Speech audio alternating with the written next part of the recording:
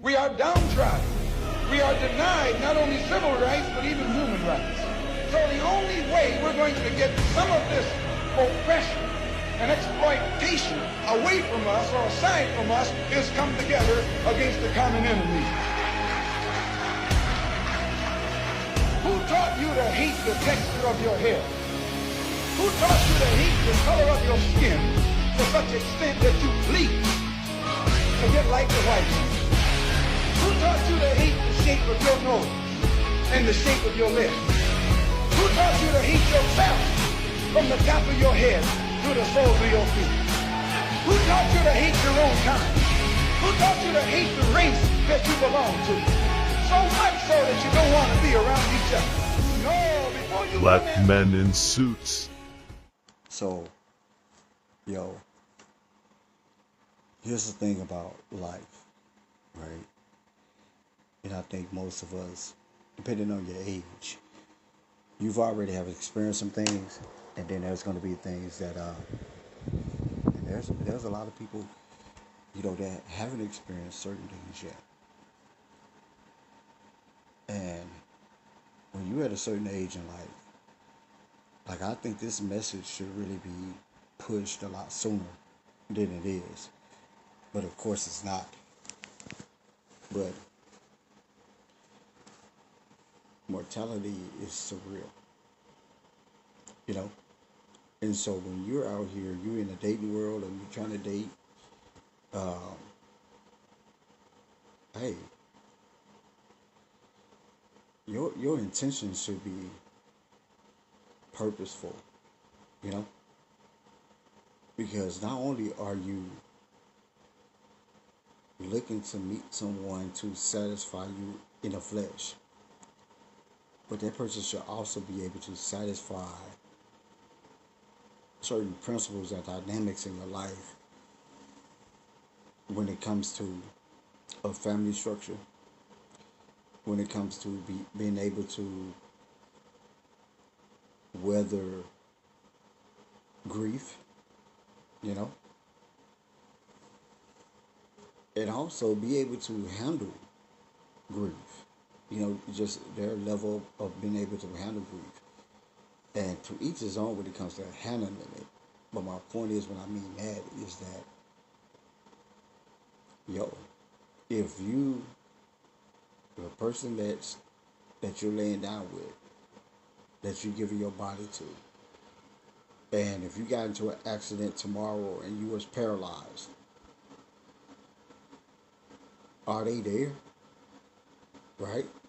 Or are they giving up because you can no longer satisfy them in certain on an aspect of a sexual pleasure that they desire, right? And so forth. Like, and it's not all just sexual, but it could be also aspect of, if you got into an accident tomorrow and was paralyzed, and now this person has to be your caretaker, or play a big role in being your caretaker. Are they cool with that? Will they do it? Is it something that the love they have for you are they like, yo, the love I have for you, if something happens and it comes to that, I'm 10 toes down with it. I'm telling you, that's why them coffee dates are extremely important. Look, y'all like to go to the club, y'all like to party, y'all like to do all these other things with people, but you don't like to sit down and truly have organic conversations with people to learn their temperament, learn their disposition in life, learn their mentality. Yo, at a certain age, like, look, I get it. When you in your 20s, look, hey, live your life. Be curious, enjoy. But even in today's environment, do you really want to be that reckless and careless? Right? Because there's too much going on. There's too much out here. There's too much chaos. There's too many demons and devils running around on it, you know, crashing out at the spur of the moment. So do you really want to be so careless in life that you just, because you young, you saying that you doing this and that? No. But my purpose with that statement is that if you are a seasoned individual, right?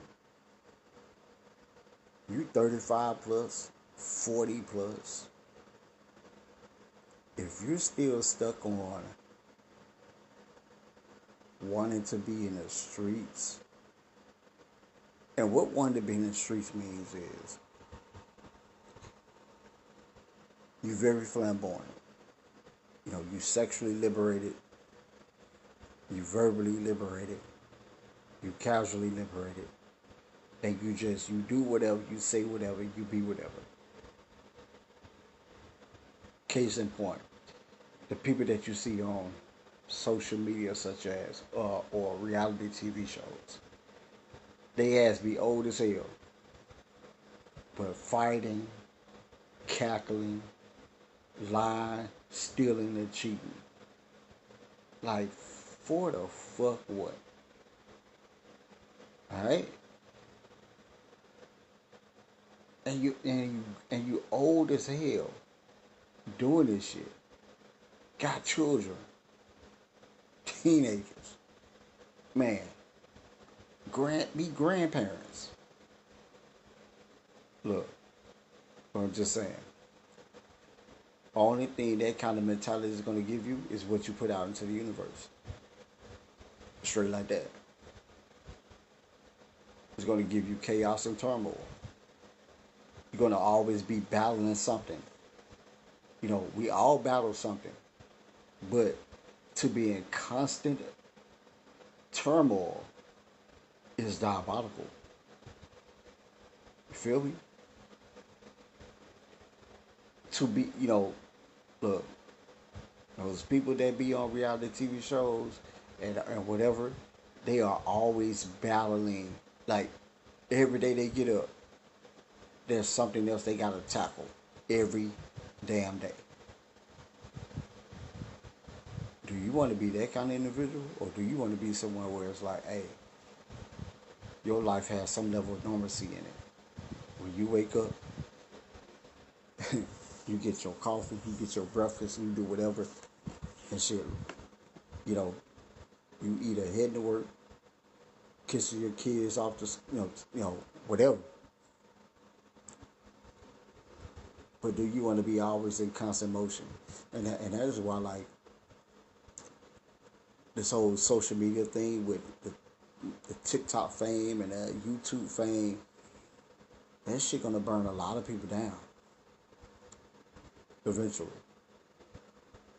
It's gonna burn a lot of relationships as well. Because if you gotta, the moment get your ass up in the morning, if you gotta make content, the minute your ass get up, yo,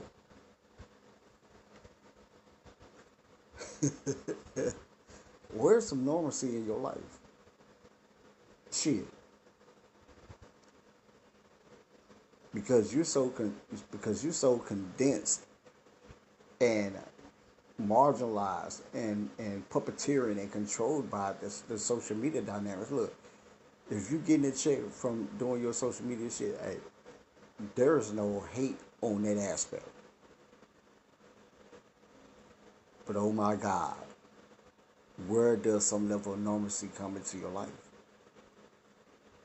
Right?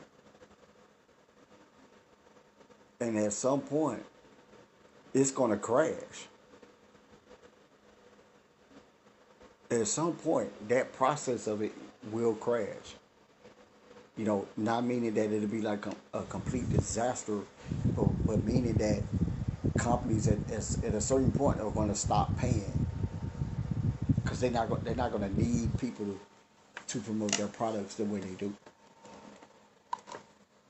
They really don't need it now, but it's a phase, and it's taking people away from certain career perspectives, And therefore, those who are on the left are taking opportunities of those fields that are opening up because other people, which could be quote unquote minorities, are not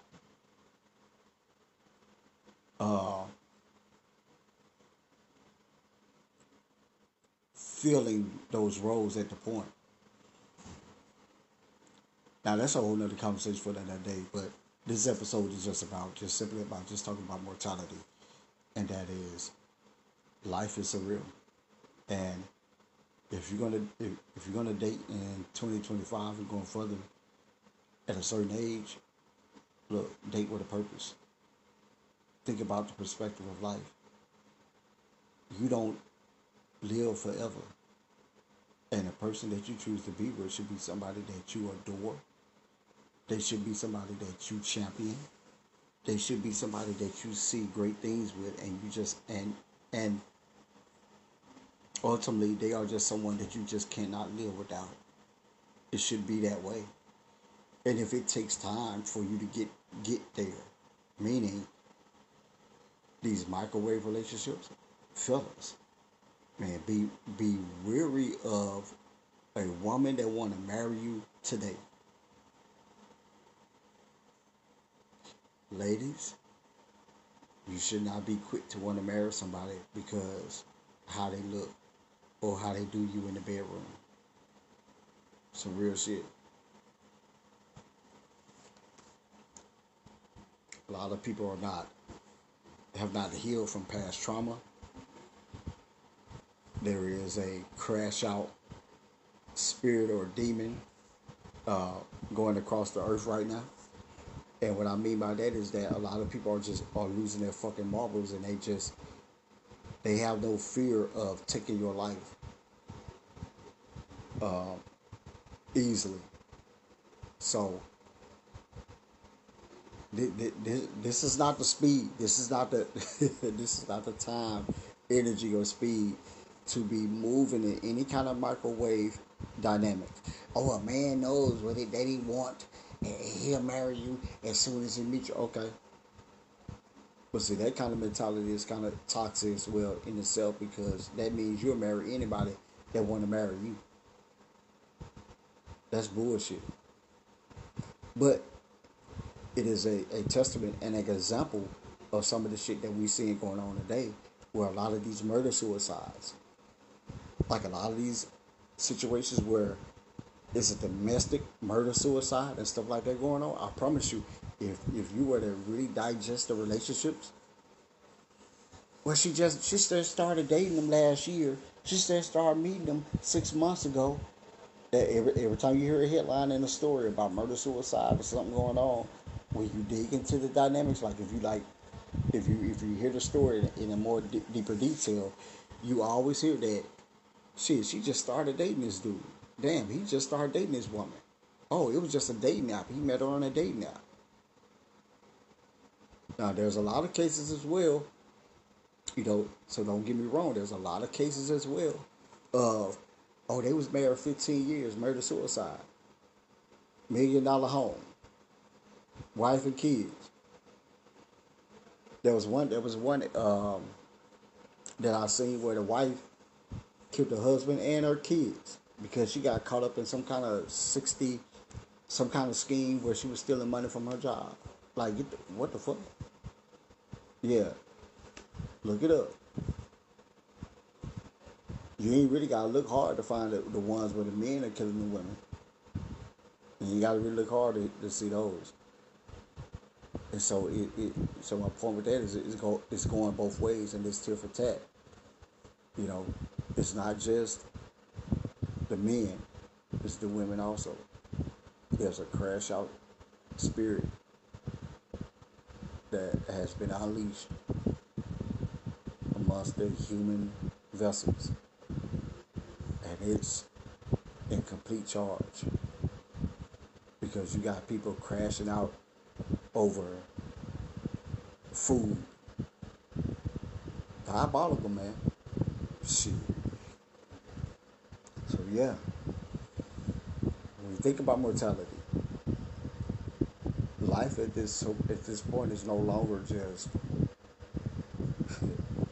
you being with someone and y'all live and die old together. There's a lot of circumstances going on where the person you with, they may not be here tomorrow because somebody crashed out at the job. So if you got someone that you're loving on right now, if y'all got petty bullshit going on, wrap that shit up. Real shit. Wrap it up. If you got something petty going on, wrap it up.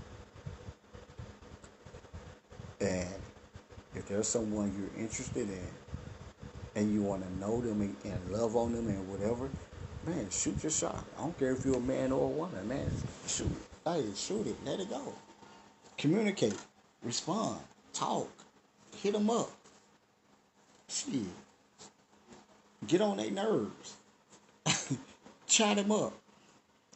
Send them sexy messages. Send them sexy voicemails. Whatever it may be, man. Look, love life and love the life in it that's available in it, right? Because mortality is real. Always has been. But I think at a certain point in time, we were constructed to think that life has a particular longevity to it. And it really doesn't. It's sudden. And many times it's uneventful. Like there's things that just don't lead up to it. Like with health, you get that perspective of health because those things lead up to it, right? Where a person gets sick and then, time spirals within that. But then there's events that just unpredictable. All of a sudden. Always has. But now is at an all-time rate. Like you got young kids leaving here because they went to school today, but they went to practice and didn't make it back home.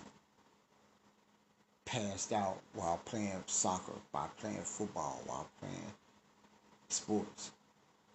Pass out and die. That's what's going on now. At an alarming rate. You got neighbors crashing out against neighbors. All because you cut a little bit of side of their grass. Crazy shit.